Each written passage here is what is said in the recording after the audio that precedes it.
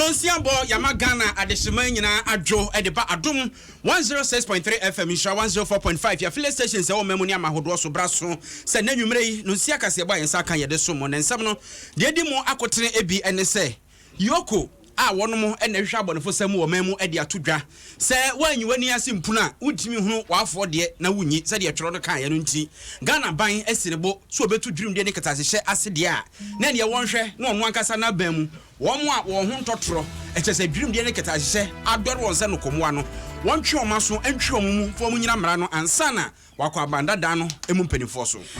enye si ba hima ne baba ma prince Charles ya no wo my Ghana mu nsrabe nenan wo de atodwa sebo nam ni kuo bi a wate so obeboa ma mabuna woni adwuma ye wo mai mu wanya bi aye na Capital Bank so ene nei emu nsensem asa sore dendende Capital Bank say CDH savings and loans any holdings wo mo de ka etu wo mra metua ena CDH savings and loans so mo de ka say hwan na etwe ne yonko asem no aye deja enkwanta senior school so na chechefo ye wo no mo say wonum kwakira de na nkwakina wo chese enanse ntemu enkwada ye wo kan bo mo say wo ye kire no wo so woto wo yire mo na obi nim bonsam kura wa ba betena eye kepkosu enkra kwantempo so ene yesa kasi bufa so ani ne pewu na de twawo a chese tinsunu mu kura hyehye ebeto mu ne empota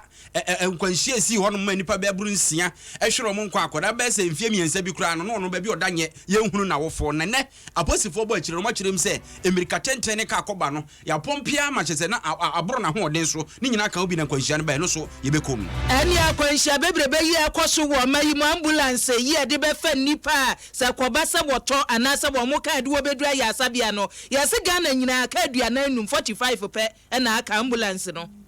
enje NDC amanyoko no to abayi amanyoko no empanifo ebedi animu ansakra no yi frankatufo so kamia se frankatufo no anto abo no ahura tra eye empaniniye no ede ne so na yedi hu komo a asemu a abetodwa ne se yetu wo mofo se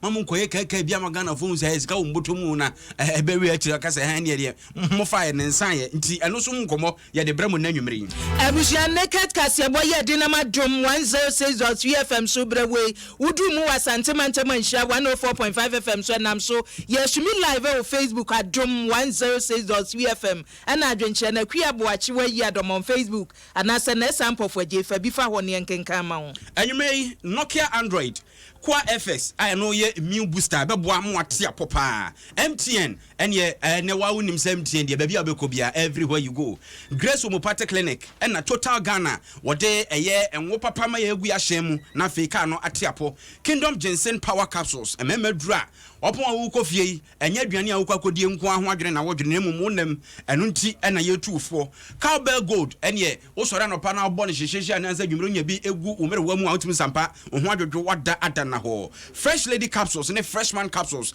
eno so ebo adwuma nwanwaso papa esiesie ma ne mema na tabia heba mexture de wonim se ya bibidura enya mfinhia mako edu na etutridi ne enumto asekura di free ho adomonline.com ensema ya buru so nyina betima akwa kenkan bi ho ya the voice of the day beba and the Vodafone or see the future is exciting ready why crowd so ne nyina abeje ni dachi wana CB men and women capsules said ye wunim no oba ne bema wo dwonso ene nnamu nsayare watenka ebeye ho adwuma amana kwa kugina baby adom trotro beba yas toothpaste hwuse ma wonum nte so ho watimi aka asomsem kama enyume ya yeso mo na sei Ampofo Adjei mene Akua Boakyewaa Yiadom Yeka o sebre pem ye be wura sentimental na fie de crossover no so abra akwa ensama do adi ahim ewo otikokko so krobe infra sante kokko hinu tumfo setutu na boboa no na yesase no economic and organized crime officer no wo Ghana yetwa de tia eka no yoko ena wono aka asem bia eto asomu na eto akoma so esanse ni nyina so okra wo twero num se yiwani ase mpunu ansa na wohunu nua de na watimi ayi afiri ho wono asem wo ka nyina anse sa ban bi beba ebesa ne hono so aka ya no abatwa tafre bible aka sempa wanwinam so se obetu dwirim die ene ketazihya ase de a na wo se sa abankoro no wo ye nhweso edema afoforo ne nkonkoba se bia wotena adwaso na no na afo a efra bemu na anu ada na obetu ni te ede asi ne so no se woka asemu ya na wonka ntie obi nemum se pepepeye ebeba eye anamontuo ene ntokwache ne ayeswae e odwurum de katahye so ntri na sansemi epuema ntamu kwankyerefo pani a oda yoku na no Owura Fred Jenny ene di tudwa okofo de odwuma de sunku bia na waye ede efa emabunu so kwampa obefa so a wodo ho beje eko a yeswae e odwurum de katahye no ho na no na wo cheche nsemu na wo kire se edubra bia eye na awreho se etiriti yensa na amanyofo kwa ene de hwe omo so se an wonum na edi sam ama betia bonsuo wogege takra wo gemom na elbo man kro no wo se ente saa aban adwumayfo no mu hu ohu papa o ma yesa aboa wo wudu omo ho fa chi a obeka wo prawo obeka wo mwawu ene se contract bi kura na soafo behwa me asan a chief director na hwe me asan ena afa so obekọ no na secretary bi hye baabi obekọ no na director ba ku bi hye baabi ene assistant bi hye baabi a wo nyina na boaboa ekama ne yefu anso ebe wi akire no emo nyina di abe opro na ne tene politician emo nyina tumirika enso nantwe kotubia yeso abodam so hu emo nyina bafie wowotwe ne ti a yemfa baamra saade no eyade bia enhyeda nkoyie no ne na futu ode ma ban se so opeso otudwudwe de katahye ase no na ban mu no obi fuma ofa ne famra kwa so ntwene mu emo memre kun ne ntwene ase me na chiri honko safoforo bi ti bia no se wono ane bamponie na ne yemenso na ode tu ne hofo. Before we can fight corruption effectively in Ghana, ruling government should be ready first and foremost to prosecute their own. When the slightest incidence of corruption is raised against the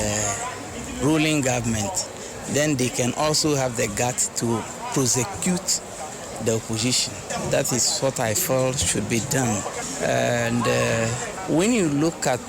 corruption seriously in Ghana, it is not just people who are in government that are corrupt. The public servants, civil servants, they are all corrupt. And when you look at it, it is the chief directors who prepare contract documents and other things. So if we are blaming only the politician, it is not right. It is the public servants generally who should be blamed for corruption. Appointment temu pani a woda yoko ano onmonyamfo Fred Jenny ena wote so den sabire tudwa so wonyi twi nyadoa ye ka ene ye nyina no ye hu ofin se de ye ka se na wonyina ye bone no nyankopon ani monyam abọ won na okire mu se wontimi nyina subonten wo fantasy wo horo wonsa so yemfa no tuhunu enkoma asere se yese betu dwurem de ni katase hyase a ye wakade ene nea obeboa nwumaku ahodo a wotu sa na mo no amom dwumadi a wodi no asi so pepepepepepe enti sa akade na ban ne hwe na wonfa no wom. Before we can fight corruption seriously, there should be the political will by the ruling government to fight it. And if I say political will, they should be ready to resource the corruption fighting agencies like the police, the EOCO, the SHRAJ, the BNI and others, so that if these agencies are well resourced, then they can really chase the criminals around. We have challenges, serious challenges, but it is all due to the economy. We believe if the economy picks up, we may be well resourced. But as at now, the current state of the economy, this is what the government can do. But I don't think it is enough for us to really police the system. One thing with our office, EOCO, is we don't do our cases with the press at all. That is why you don't see our visibility. And to say adwuma de omo bobi pa nanso enkyene won kamfo ne ho se wo de aboansa se bi won mo fa de de be kire omo de de wonye ne sa so wo bodwuma Owura Fred Jenny ene de asemi atudwa abusha ye ntoa Naket Kasiebo Yiadom ba no so na ye koye nimu a enyina si ba ahema Queen Elizabeth ne baba ma princess enenan ye no de aba o my Ghana mu ene Prince of Wales wo ba ne yira brewachi aka ne ho ya bokobokoboko wabedu o mayi mu enkra wo wie nsrahwe ya abode ba wadu mu asante mantamu ya woni otumfo ene na boda ya abodi ya dwom oboma no ne manyina akoso no wo wie ye papa isi wonya Ghana wonya ye kwa na ne odi tu animuo ni se Ghana mampani na nadodan kwa Akufo Adjei bibire ma si ye kan nipa wo akwanya wo betumi aboa ma wiem hyew ewiem sakira ye ya eneba watumi atu ase prakopa wo se Ghana Ghana ene betumi adi animu enti wo kwenu wo de nkreja se Ghana mampani na nado danko Akufo Addo nyento ne ho so efiri saa biri ko Ghana da ubo fa wiemu hyewo ewiemu sachira ye ne oka ne se climate change no wo se Ghana nyemmo so na mpanimfo mahu dawuro won cheche ni suku mu ne ebo ye bemna gina no wonye na wiemu hyewo se ne ne enhia abodo sei ehio pra ehia nka Ghana enwe da wo se se wie nyina no wo se de ho bota esi ani so ebeboa. It is becoming evident that not following such an approach has disastrous consequences, as is witnessed by the fact that 8 million tons of plastic enter the ocean every year, that soon there will be 1 ton of plastic for every 3 tons of fish in the sea, and that the dead zones in the ocean, now numbering over 400, are continuing to grow. Given this, ladies and gentlemen, surely we must find a way to protect and conserve our ocean and develop a truly sustainable circular approach to the blue economy, as we must to the rest of our economic activities. Such an approach will not only protect our ecosystems, but will also generate new jobs and will stimulate economic growth. Now, I know you agree, Mr. President, that Ghana can play a vital role in all of this, helping to lead the way in Africa and indeed in the Commonwealth at large.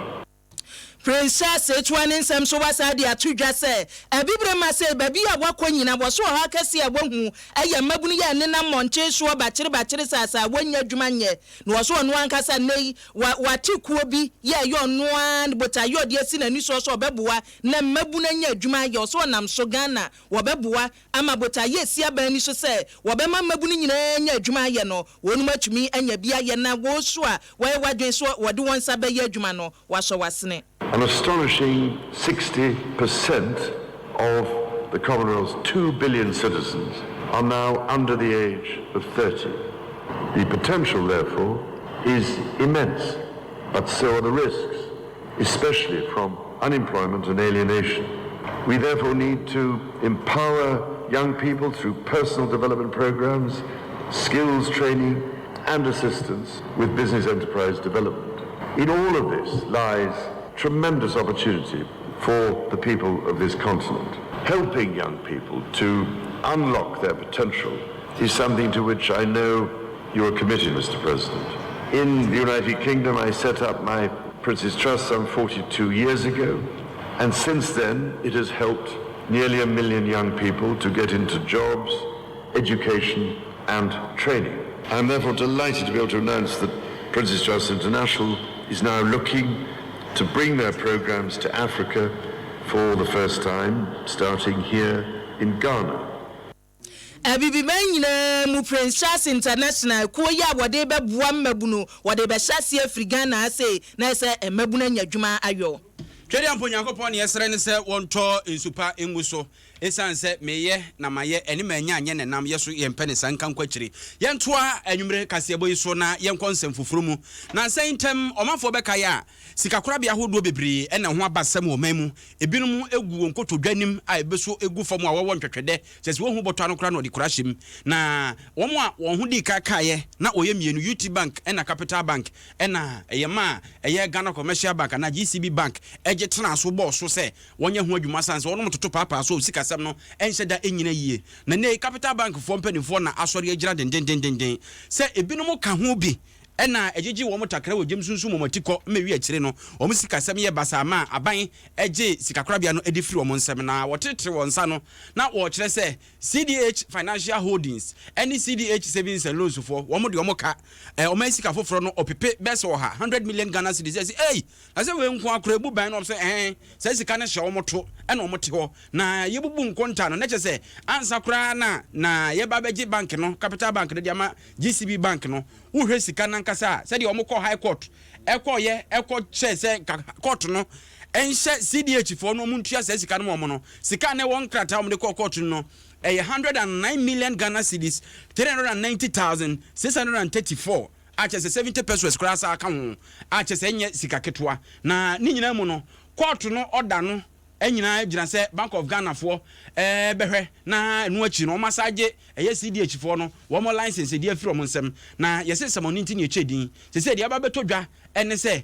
Capital Bank eka ɛwɔ hɔ no CDH savings and loans wono mo no ese CDH holdings na senso savings and loans ne de osikasem edanso na CDH holdings ne so esikasem edanso no mo nkire mu ode aba ne se CDH holdings no na ede Capital Bank for 100 million na almost CDH savings and loans ne de Capital Bank for no kra na de omo ka 26 million so what ase na se wono mo agakra ne CDH holdings na womo de womo nim eka wo papa no wo de womo ankasa ka womo ede anase Capital Bank de womo de 26 million to womo no womo ne Capital Bank for eni sikasema ka nemum Capital Bank for no mum na de womo ka nti yeden na ne womo ka ma wiase nyina tete womo CDH savings and loans no na de womo ka sa asem no womo kiremu a womo de kwakobɔ so obi aba odua na so kɔ dane akire no enya de a womo betena hɔ ahwɛ se Capital Bank for ni womo ni mu ase na panimpa wono ne da CDH savings and loans na no owura matena samwa ni kiremu ode ma yeni CDH savings and loans no Capital Bank for na omode yeka as at August 2017 omode yeka 26 million ayeso mo na mutua maye financial holdings no na ede Capital Bank eka now omo lawyer no Capital Bank lawyer no be hu ye no na o say okay eka no a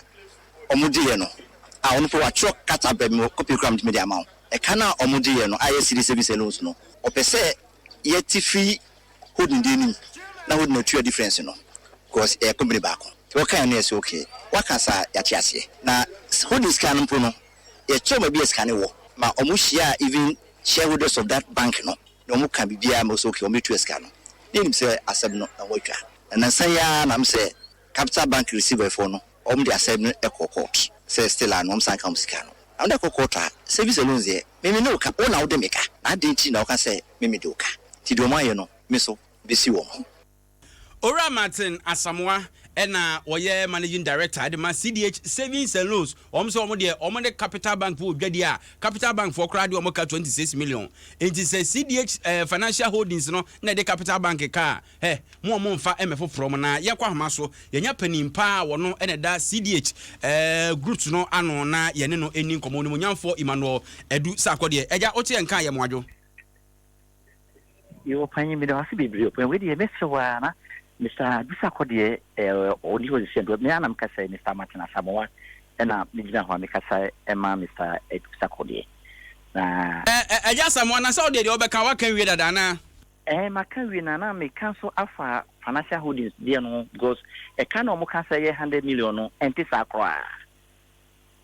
obani mu de wa me ate ase say wo ye pani a woda CDH savings and loans ano na mo no Capital Bank mo ne wo mo ka omo na de mo ka 26 million they say Capital Bank de asem ekoko 20 say wo se enye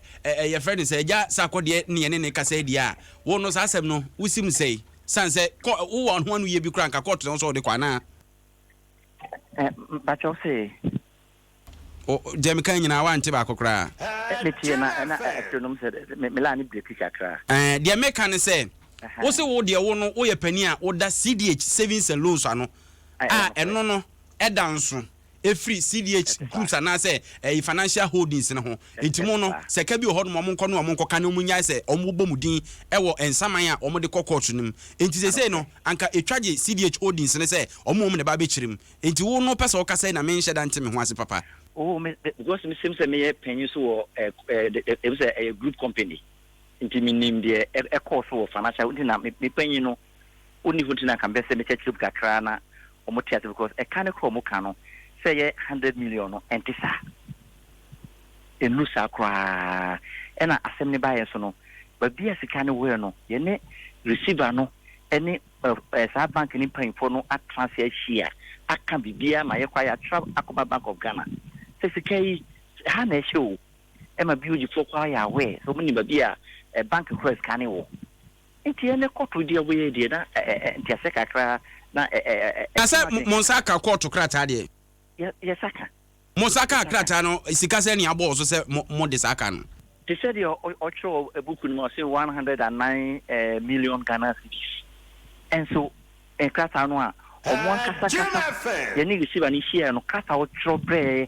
HSA car financial with the 4 dino 55 million Ghana. Inti how e could do 109 and also inti aseka kra be de kakra. Na 109 no kra enye no nkwa o se plus accrued interest. Na just say ensi hu kra sa be bata ho nti ubu nkonta na ko ni ma minim ayi interest percentage a omo de ma mo de. So just say o calculate kan wa ko bank e de. You do ko trase no de o mecho chum. Na e kan ye say na if you say ne could do say no de info de ha me ba. Figure no bo na enu sa no na e ha ma dwen because yo anya bia nsaman ya abai enya susu so obi omudwumadie so ana bibisa. Open especially me dear no I savings alone me no cow so de me can go for musical me ho into otisa musical we say o de 100 million te be gisika ni na e hadwin papa ti me say asem me so me tran ho kra e ko be se me faso bia me di no almost say no because e ka me nika bia fa wo a what for say me de ka o se bank Ghana form o mo me license e me license say wow de me ka e san me license I don't pay so for my juma na e no de a hadwuma no ene course amanya obi afre e yeso de ka ndibisika no safe na am say binua enye no kre service loans nika 1 cedi kra to capital bank Obani ode maye na wase na mokokọto ni wi ade besi ho no ye beba ne aba betiem na ya botie fama ne open yo so do ase de free ora Martin Asamoah na eye managing director edema CDH savings and loans no say eja funtum o sa mantatwene na ba bia wani monyam beduru ngu ase na ba betwam ho nti wo ma ne nya ansa no akase hu yanka se de ade na ebobokọ no wa mekire mu a anhwe ya na de ensan so na tiesi amanfo so e wo sikakra bia adwumadie mu no kakra pete om ho akwa yenko yanim abusha yakwa yanim yenko adisuamu na yenkai mo se ha ya Adom 106.3 FM Naket Kasiebo nie Kasiebo no eda ho nhwehwe ne ede ba se ne ete no a ne abom ede amawo na yakwa nkwanta senior high school musatiefo be kaye ene na wotwetwa mu na nkwada ya bobo nkwanta senior high school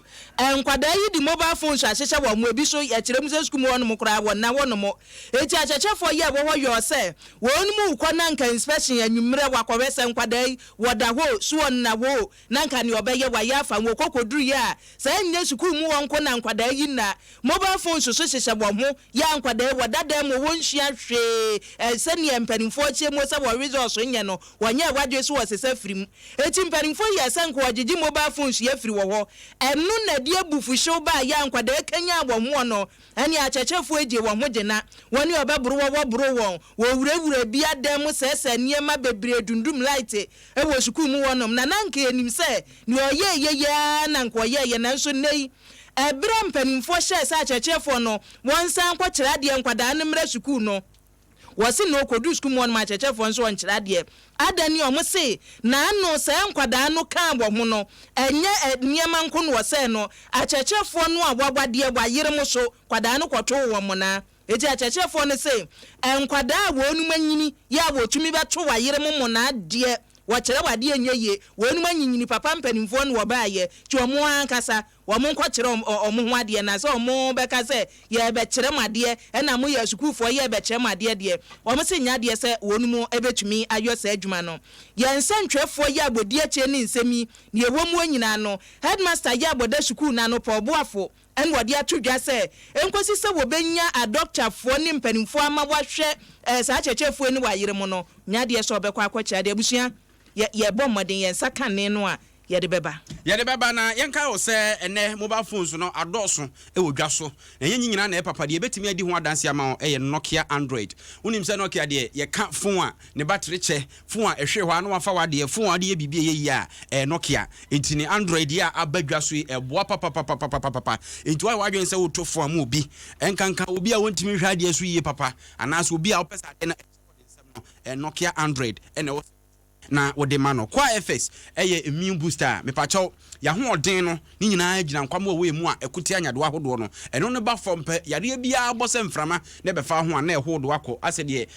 suswai afabode ho no ene kọ de wompe nti aya pe kwa FX ne bi yare bia ebedi hene wo wedie mu no ebe bre na ho odin ase ama wankasa ndipadua na ho odin no ama no homene so afei MTN network papa na MTN for eso de akwanya ba unim se nyame Adom a FA Cup uko England a wono mo eboyi final match no ebeba so 28 February 2019 na wo ho akwanya so betima kwakohwe bi na ubuku flight no Emirates flight wo mtn.com.gh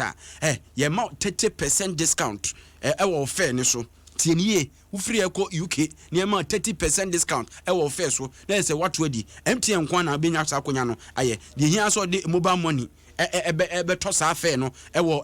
mtn.com.gh Emirates flight no na se bibia akokama akonya so wo se nipa miensa bia mo so mo tidy momo no anase mobile money no edinkita ho pa no mo no betimi enya ticket ede akwakohwe FA Cup ni bi live wo London abrochime mu eti enyi ho film so hu terms and conditions so apply was Adjei we mu papa na yebeto aso a wonim se enei Grace Omopate clinic a wo nkrabata won kra ani kumase a che se wono mo badwuma papa emfidie nimdie enuro emfa ho no yaro wan se de sitie fa hwehwe Grace Omopate clinic ekira kwan na wo mo atimi aboa wa maja wo nso wanya ho oden a amanfo okọ a obetima kobi eba obetima babi ene wo kọba kra mpo na aden na wote faako ayade adontwon wo mesrewa bomodi ana hwe Grace Omopate clinic ekira kwan na wo momo total Ghana enso so ese wo the Taxi Club no aba ene trotro driver for ene taxi driver for yesimo mfam hungrem unya register eye free na ahona no ne ahase ema t-shirt eno mo ne achede ahoduo bi unya total card ne so a utimi de tofu wo total station bia na discount wo ho no eja wonso enjoy ana bosome miensa bia antem bia so wo akrade a woto afei wodu huram so a hu se wanya insurance bia edanchen bia be 6000 Ghana cedis ewo mu a ene waya asabia no ne ade nyina no won behwe tuaka mepacho agye se total wo de ebia me kan ye wadwe mu kesere ne a wankasa nya ntobwase ne boruram na eko total bi ben obi abokọ a wo se Taxi Club no na mpese me de me ho ewuramu bie na eja me so meti emu ede Kingdom Ginseng Power Capsules enso so ede a wo de eba ene se wo ye bema enei obi a eka nko na abo bema yemu wo fi a eya cheke oniema bi ye so hu emia nka nkyere wansa ade bi wonu ani kwa so miebu ho be so hu paduro na ye ho aduro ema ho de ne kura nkofo mu ansa kakra na awo no pebi ka ho eye Kingdom Ginseng Power Capsules ene ye sa adwuma no ede ma wo Cowbell Gold anopo awiew anwumrew obogu wedie mu atum sampa so hu so pedie nwunu so pedie hye ne de ne ye soronko na ho de ewom so ne de ene ye se woni nso ka kire Cowbell o mama ya de pa wo memu pa Fresh Lady Capsules ene Freshman Capsules Fresh Lady ne de eye ma ne yie oba no bia no wanante abre so hu ntie nei wa wo hade na dim say yes ene ma di trade mesre wa yo ho duru we so nyesa afi na fa we kwhye oto fa we kwhye wase de bi nya ne sa onum a na aboa enti no de akwa ni nyina na acheche ne kama na oye Fresh Lady ampa freshman so ane um de ye titi sesi a ba ne se papa ya ye kan ne story number 1 se waka asem a eto akoma so na abenego pepe papa ne mame ja Fred yoku papa yi bonene no ye friend say Jenny before we can fight corruption effectively in Ghana, ruling government should be ready first and foremost to prosecute their own when the slightest incidence of corruption is raised against the ruling government. Then they can also have the guts to prosecute the opposition. That is what I feel should be done. And when you look at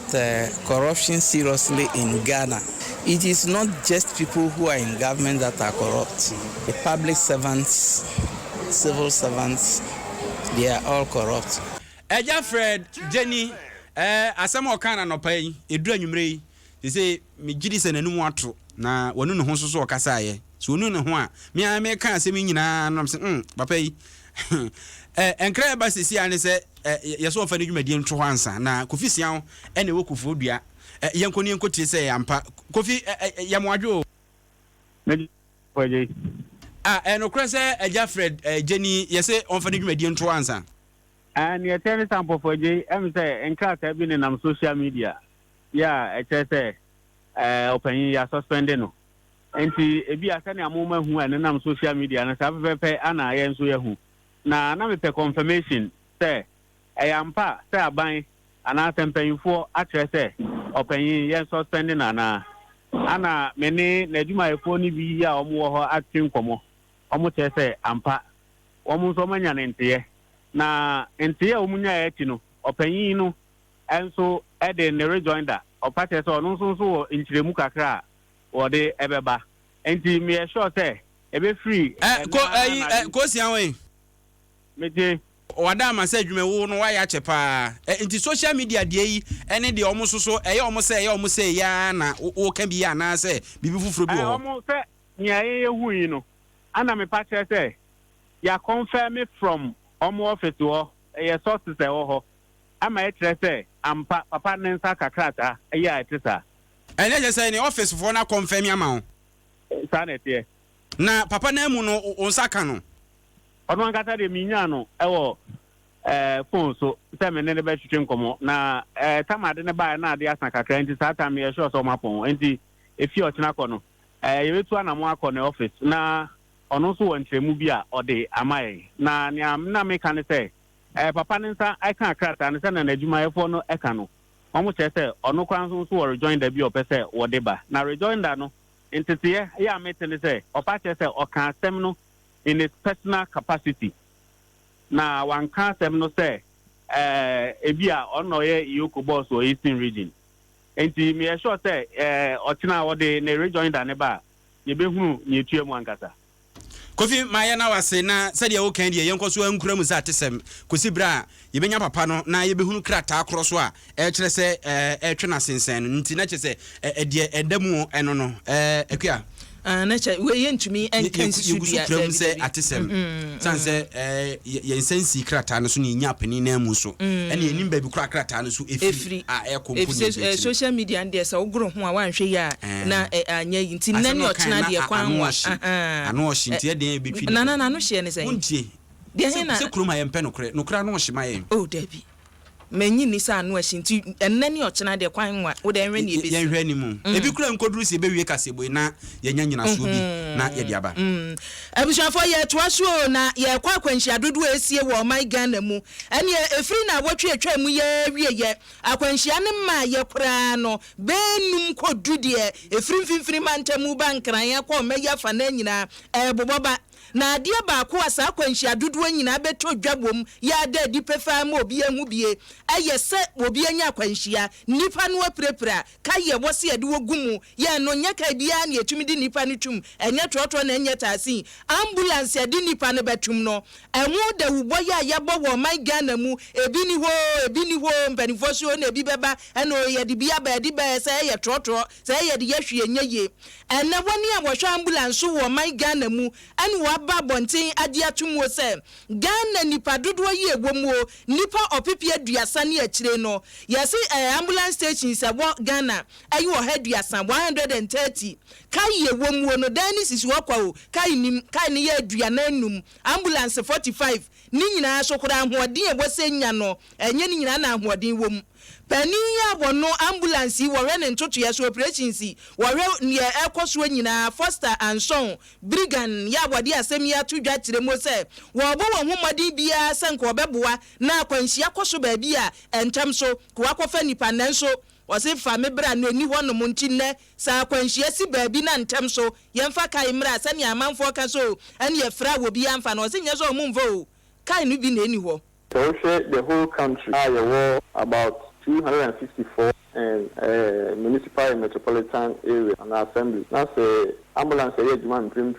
a best in the whole country. And I just say up to then be maybe and and sabbath me aso in aso. A big challenge. I should say a ambulance for bet me via Juma. I'm a very biara assembly business. No, you bet me everyone tell Bonica is a response time. And it's a response time no a short area within the next 10 minutes. The team could do baby after messing. And the bit me a boy, I'm a yet me Adjei or what a torrent chairman or Yaro, yet me a Akua Boakyewaa Yiadom. And so here I can say this in this appreciate. There the Ama and say, Sabbath me a sonsa in the Padina. Any empanisi ka kom ya jeno konfo enum Foster Anson Brigan ya bono any head of operations ambulance service and wadi to dwa se nese pa se bibiesia ebedin no wase asemu a wo kan no boshe de wati bebre na anu ya Ghana mampania be de che Dr. Muhammadu Baumia wase papa de beto wani so wonu mu be ma wo ambulance ne yam ya ye wo ha ne aduasa no kura isha wo be titi bia ka hu wo wie a wo de ambulance bebre abagum wo so ma hwe animu abeto ne se na mampania be de che na no en wo de do nwire ntikai no won sanka bi so a enwe osika en wo de beto Tabia heba mesha eye bibiduro papa mpacho wanu mu ato na ontimi ne dia aya pebi wo so ntontom anya rewo ama malaria na chewo de tabia na wo so nom sanse bibiduro bia ni wonom a etu3 di echen tabia mepesere wa adomonline.com so kwa nsem a yebbo so nyina no obetima kenka bi na yento Kasiebo no so emfama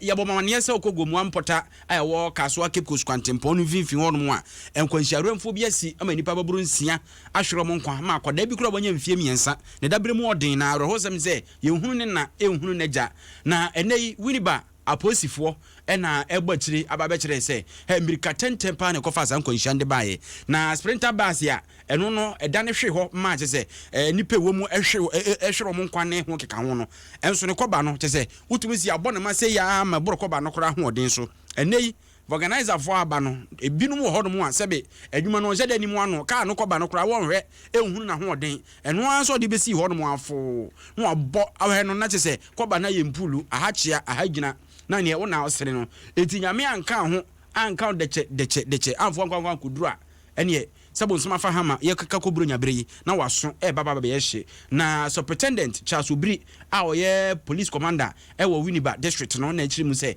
ade asi ye ne de nukura nyame anim ono no aye adwuma na che no mo hwemu no o mo nse koba no ne mpompe ne ye yawa fo ne de futu ne na ekoma omsa wo hu se kwaje esi zanka onya botre kakra no anyu overtake no ananka feed ni mtuja overtake no ye no ana speed na wo ka no mo no and maybe an time also pressure no on the time or pressure yes o pompi na o pompi as o pompi do gauge be the pompi na din too much and also no ukombikan tem na e betimi apai if in the for the future say e brunya ba be o mo je sa hyen no o mo de maintenance no mo je na o mo ties no so mo je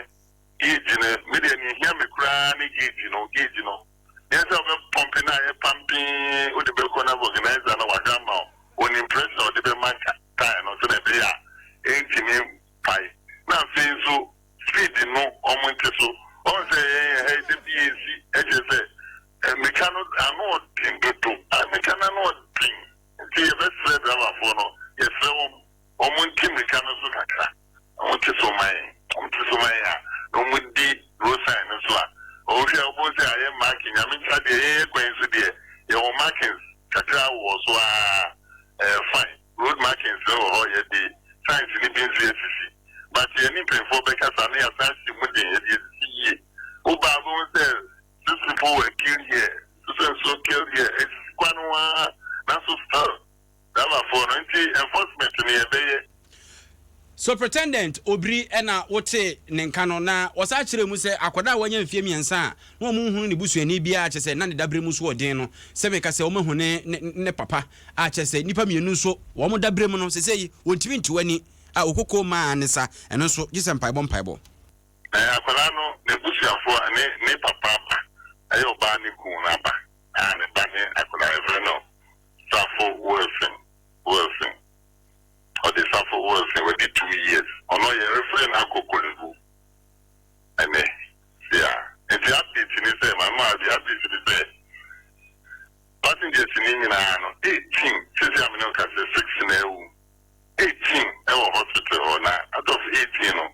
and Kolanki can get a 3 come home. I'm an year 21. Oh, Nankolanki can get an only 3. Also, my mini quick crown, only 3. Now, Bako kahona na yerefe na kokolebuno ana 2 so koma the ever the system no ka 3 and 6 na 18 and eja general hospital asem no areho na we Isaac word or say yɛde ayarefo to taxi mu ne yɛde awufu agu ambulance mu o Ghana Eric Amankra ɛna ɔsɛ boacho a ɔsɛ car na sɛ kai ɔno deɛ ɔno ka ne kai wo ma ne nwen ne ho a Dominic Owusu ansa na ɔsɛ sɛ yɛbɛka ho abɔ no a primpuntuo no da bia na yɛtwetwe enioma hodoɔ sabre yɛnua bɛ ma list wɔ kwadwo fodwo ɛwɔ yɛn nkyɛn na wɔn deɛ yokofo no ɔmo na yɛ adwuma asɛm wɔ ba ya yɛ bɔkyire nyɔno ɔmo na yɛ adwuma da bia sankrata na ade kɔ sɛ ɔmo hwehwem kwadwo minim sɛ asɛm no wabɔkyire sɛ na nokore no ɛteɛ nokore sɛ owura no ma suspend no na ɔmo kɔdi dwuma bi wɔ Koforodua na saa comment no ɔpapa ne kae na comment bɛ kyeremu yie na obi a wɔti obi wɔ kora fe na ɔde ato a comment bɛ mu deɛ nsɛm wɔ kae mu deɛ o so sɛ nsɛm wɔ kan sɛ onyi aban ni nyina ni ase mpuna za no yi afofo deɛ no tu keta hyehyɛ na sɛ proyase deɛ na ɛte sɛ wo hyase chi waban mu nipa no ɔmo a ɔmo aban mu no ɔmo di bɔne no duri mu ni ade na ɛte sɛ wo de wɔn hyase nti saa asɛm no kan no na hwan na ti kɔ apa ya nti asɛm no kan no sɛ it seems to be say a political statement ɛna Iyoko nso no ɛyɛ state institution a ɔmo form ho ɛnfɔrefɔre ensem bi saa nti no hwema me hwie mu no me yɛ ne ɛda di sɛ saa kasa no kasa ya no enyina ho ɛma the position of Iyoko. It does not represent Iyoko. Enti no ono an oka nasem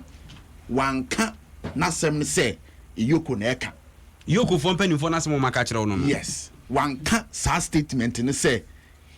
ejiroma Iyoko. Nemum ono aka ne personal statement ono anemu eno ofisa o me na me kanya say bia me gira no maka we ama Iyoko. Enum na management meeting mu no omu tu anamo say Kratchi din nsɛm a ɔka ne yɛ nsɛm a ɔgyiri sɛ ebetimi atoto wɔnana montuo no wɔnwuma a wɔdie no ntim wɔhwɛ na ɔmatwe Kratchi no asensɛn nti na kyɛ sɛ nokore sɛ Kratchi no ɛyɛ Iyoko pani a ɔno no wapuo mantam no ɛyɛ ade a watwe nti me pese me hunu sɛ Iyoko no ɔmo ankasa wɔ mpanimfo wɔ nkran nti mpanimfo wɔ nkran ha no na etie asɛm ɔkan yɛ no ɛna ɔmo sɛ wanka ni ya na sɛ aban ɛna ahyɛ sɛ asɛm ɔkan enya aban enim we ho hwee onim ho hwee we Iyoko asɛm no ɔkan yɛ no ɛyɛ more political of a statement kwadwo yesi akyia opi wa kyerɛ mu akyerɛ sampa ya wɔ nkunsa sɛ ɔntra ya nkunsa yate papa nankasa so atro krata bi di aba a yɛ kasa krata ne bi kuta na ebre ni nti wo de yɛ mfa nkonkon hɔ nyame adom a wɔkyena anopa ɔmbɛnya ntobase adwudwam de ɔkaayɛ ɛne de aka akyire ɛne de akua Kremu bedo na eya eduru se ya na ayedin so so de Kasiebo ka eya adwuma na ntumi nkyere wadwen na ayedin na wo so me usa de dere wa no soro no wo so anso ubekuram enje yebekɔ Kumase na yakɔ akwafa eye crossover no nana yebekɔ na abusuafo ansa ne yebekɔ no ka yɛ kwanhyia yɛ sesa wokɔto sɛ ɔtomfo wo bɔndade a baabi a wo bɔ hɔ paapaa na kyɛ sɛ hia no papa na kwanhyia no buronya na ebai sɛne esi huru so nkwade pira empani pira adrobafo sɛ nyɛ wɔn fon so apresifo so sɛ nyɛ wɔn fon so no yedi akyi pɛse enum wan so ne nam ma kwanhyia kɔ so ɛwɔ manmu buronya kwa ba so ne yɛbɛfa yɛbetu ase adrobafo bɔ ne yɛduru ɛnanwumre yi na adrobafo ɛwɔ mayimu wasɛm ɔde tu dwane sɛ Ghana mu obia mɛbɔ wɔsomwɔ sɛ akwanhyia wɔnum na de ba wɔse na anu akwanhyia kɔ so ni afia akwanhyia kɔ so no obia bie na no na adrobafo ɛna adrobafo yɛ free tete kora yɛbɔ wɔ honyom droba banza a wɔku nkrɔfo ma ne adrobafo sra ne sɛ Ghana yɛpɛsi etu akwanhyia se a wɔse nneɛma bebree ɛne nkabere kyeka ho wɔnum ɛtante eburo nya ɛbɛ wɔne adi mogyanom wɔse ɛno ka ho bi toda so a presifo ye gina kwa mu wo gina bon wo chi wo ye wo se niema bebre na keka bomu ti mu obi a nchichiri ni nyina meso abo se adrobafo na ekum nipa accident I see our moka say drivers for ne e cause sasa accident no e fa pi me fa blame my drivers for no ye kwa ni bi won ma enye e bi won ma wo na ma bo support us bi da wanim wo hu obebom bom a e timi ma accident ye de e ba nti e be sere se kwan no so no ombe ya maye Never be a Ebia Sibrunia Sebasino, Ebia Semi Pentem, and the Runyabutre, Ebia Nemrica, no Bible Crossucana, so Benya Butreman in your Crana Basin Quakara, no Bibeshi Quakara, one penny, and a person the Venice of Ancobaria, Menituasi, Sanonia Butre, the taxi in Embassy Quansa, as in a Weabeno, or Nyabutre, anyway in a question. Yaka Quanciano, Ya Commissar Drivers, Yakaho, a police force Sukaho, I am penning for say a dim ranasu, but a biwa, Ubaba Babia and Yano, Naya Paka Kasiebo, Usu Unya Quamba Biobajina Sini Panokra, Kankani to smokers and a pa, Omuna Umayam penning for a one chair, our police. Oni adroba for ne bia dia tum se won fefo bi dia bro onu kaka enu atwihwihwi won reba bia bi so chem se da bi enu won fo nso na bo sha bode a she Ghana for ne sa fi bro nyai accident dia se bi beba na mfiri wa adroba for ne se wa fi wani wo mu wani ada ho no mo ke bu abefro wo kai bia wo kwa ne mpaebo mo bo mpa ye wie na mo kwa adwo wode mba kwa sa de mo abasumwie mu. Your friend Michael, me a driver, I'm driving free circle call in Sawom. Bro nso aye bedi. Me a driver may making sure say may ma from mudie I meet me dia boa a passengers for our mo nam kwan so say akwanhia bia ensi wo ekwan ni mu si dia be ya ebedi bronya no asundwie mu me din di hudu ye ba be wura bronya mu dia me sira me nua driver for no say omuma ya nyina ya ne nda ho me mra dia me di amra so pa ente me sia me nua driver for no say omuma ya nkono jojo akwan mu say da be ya accident ensi na omumfa so bo bone amfa mo kankan ni young boys no because yam penyin for there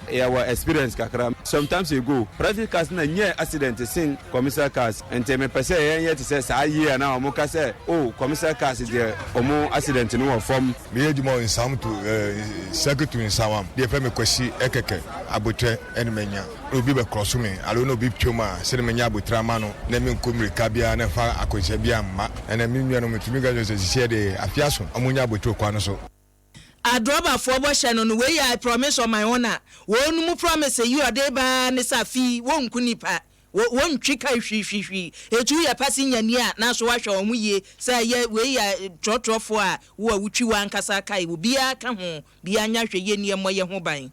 Vera Osei aka Brown Sugar osi wotie Kasiebo power Edmonton North London na way free Kwame Bonsu one Adwama Puka mianka sa menua ba Düsseldorf omso se Kasiebo no mkrom adwenche benya to wase aba so na yenko eye asantemantamu na sabredie yenkonkofa crossover na wuku denchemo eti adwam.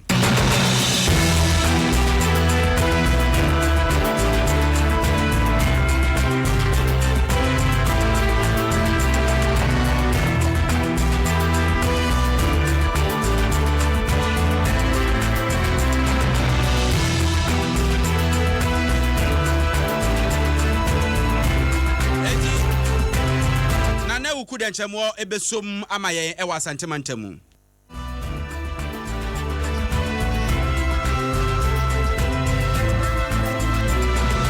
Kumase haye nsha 104.5 Adom and Afenso Sempa elimeno si akanka se na busuafo masuguso amutena santemantam here wapanyina no ekofa United Progressive Party eba ye UPP eyo owura kwesi ade odike opanyini wasa ye businessman pa wode atudwa se in Ukraine MPP abane de akore de enkoye efise ene wo mama private companies ni nyina jonkulaize enema nkoye baako sempo wasese shema pa na nado danko akufu ado kaso de begu akwan mu nyina no besi na mu hu hwe ntisi ane the economy no abunkotodwe pa na awiawi mu ntimi hu afedi aye na nabre wase yedu ba bia mu nkotodwe eni nto mo sra pa se na nado danko akufu ado so anyere ne ho no anyere ne ho pa de eni afi Christmas pa de he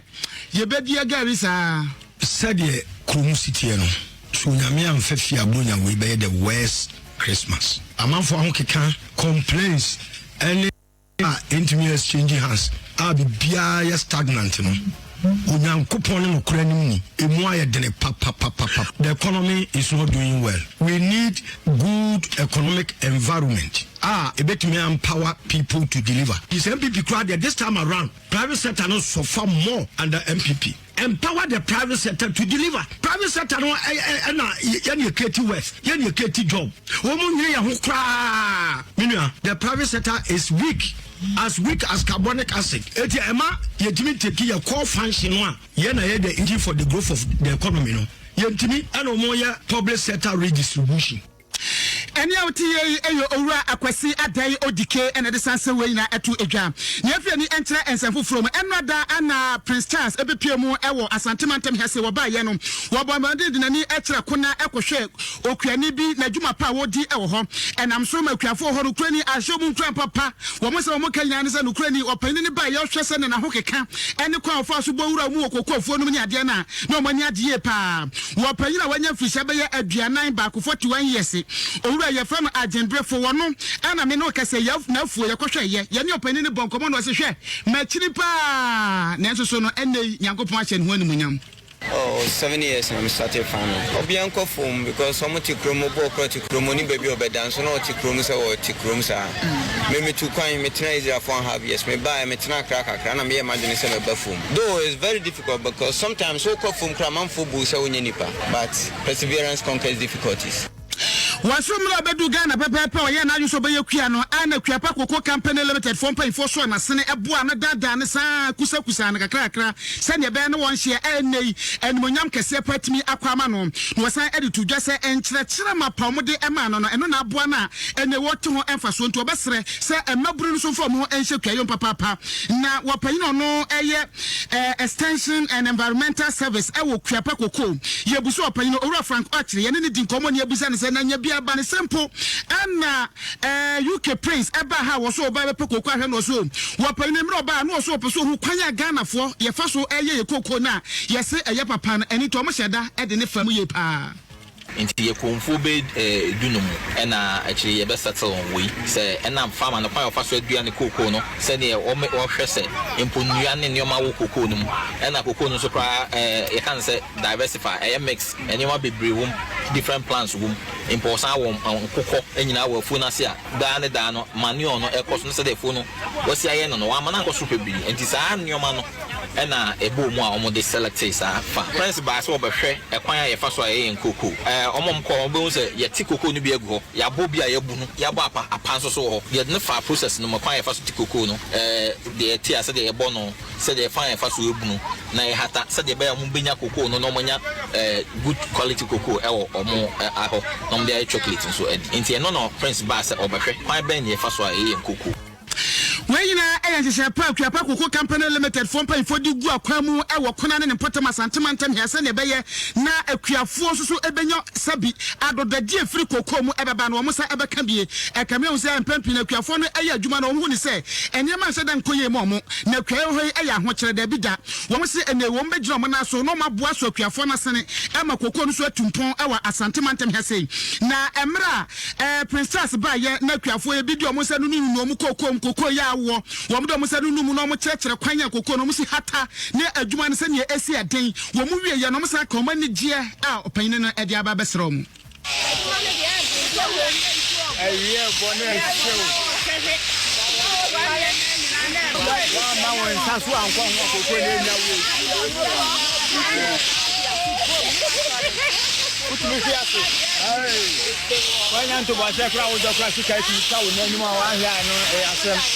ya bapa ni die bebre na aba me yire ye ho ni ye je ne kese pa fi se wa ba me ni ba titira mabunu o mu nyina fo mu nshem na adwuma ni ntimi nya nkoso na emo aban so wo mu aye e wo sikase mu ye se akuafo ye bre wo mu aye o me lo ni ntimi fa nya adwuma ni kese na adwuma ni mu mbaye kakra o se de o ba ha di ahye mi nkuna pa wo kuaye mu enti mabuna wa ga na nyina me de me kakra me kan se wo mama ni nkokuaye no ho da broni no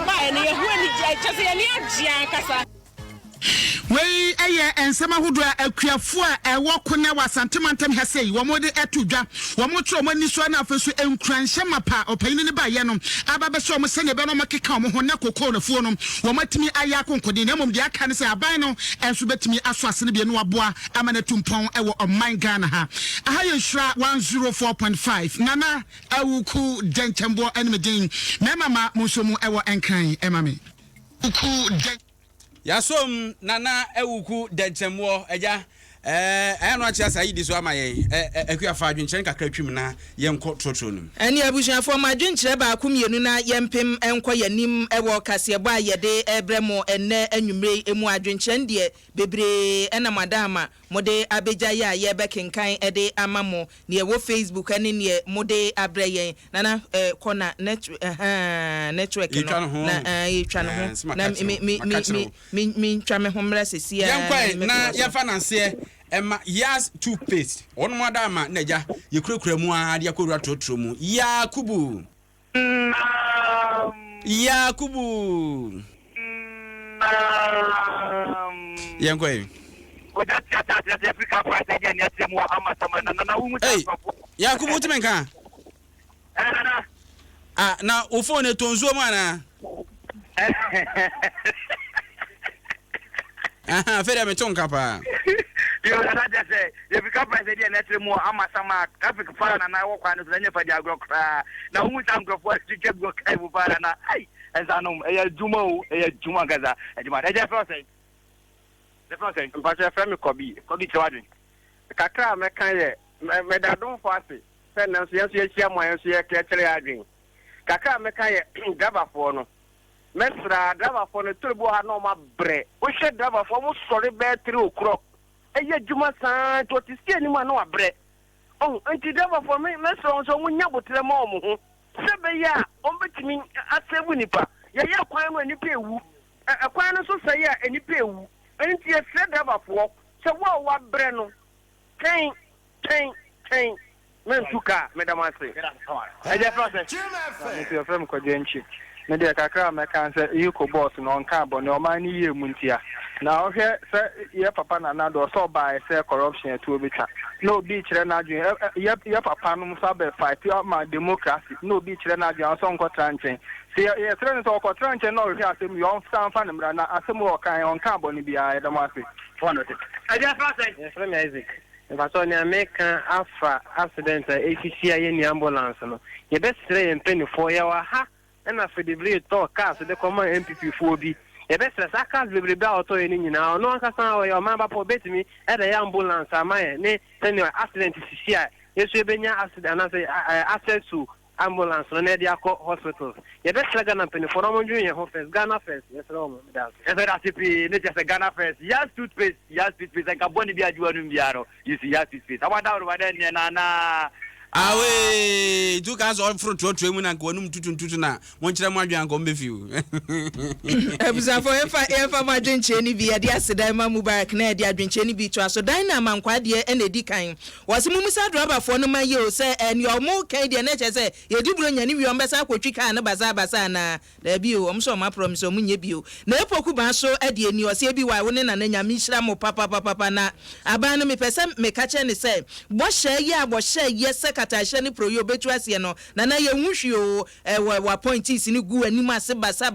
na wo hwe wodin enkoyie satanto bam so adibi aba wose manye atimakuo bie ni hono mo betumi ama katashe ni proye etu atwom be yesa na adwempa wodi asempa GH so die ni wose mo kan na toto drivers na mode mani kwa woso VA drivers no wo twika basa wo man mun kasa nkyere won o motika ya kasiem ti yanche wo yenye wo hwe mani mai da kwa so di bia ba o siminu aba mehwe papa yefa na se ema Vodafone or say the future is exciting and nioma Vodafone dia be nyina ye na papa enti aya fa ho bom na nioma nyina so enkoye ma na smart business wo du hu ramu a wonu adwuma efo mbetimi adi nkoma brazo atese a ebere ka bia nim wo de www.vodafone.com.gh/business/smart business na ne wo dem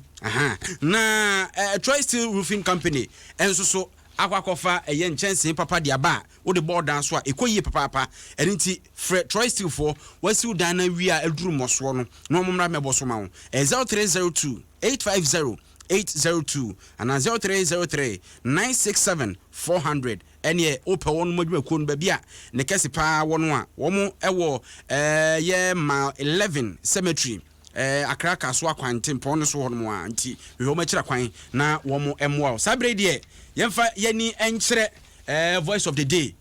CB men and women capsule so kan ho a ene odwonso mu haw nyina ebe ye afiri ho de ama wo ene voice of the day nini Mama me see afem papa. O se ma me ka to se na no be mo se wo wa wo ba. O mi se juma wo yi ni. So be ko na bana ko se anton to be boom. Wa ji se driver ni bi papa na se bi nyado. Oba na driver. Me se mi ya be ma no. E be ya nka o be timi a. O ke no wo a. E ko ma kwa e DV latest. Ma ko e dey. Oma ko e dey. Emre. Ade na wo ka ade. Enti DV latest abranu bi na samonya mo so mo ko na. DV latest. Okay. Ewe anwumre eno yeso wanyu hu. Anwumre ya yeso mo no nana Osei Ampofo Adjei mene. Akua Boakyewaa Yiadom abusuan yeso so agudie mu akomfo betena sia wusumu na chese eni agudie mu nsem no na ye de koda na ye de be. Yes brown sugar na na birthday why. If one ka kroma na. No se brown sugar no e happy birthday. So or London. Edmonton. I see Edmonton. Kule nu ne abedna gu ne Adom Kasiebo demfo nyara isi wo hene yesemfo pani ye damase sabre die akuapem ni abrante a na no ate a chese osu onwu da oye immortal being ode agodie mu nsem no eba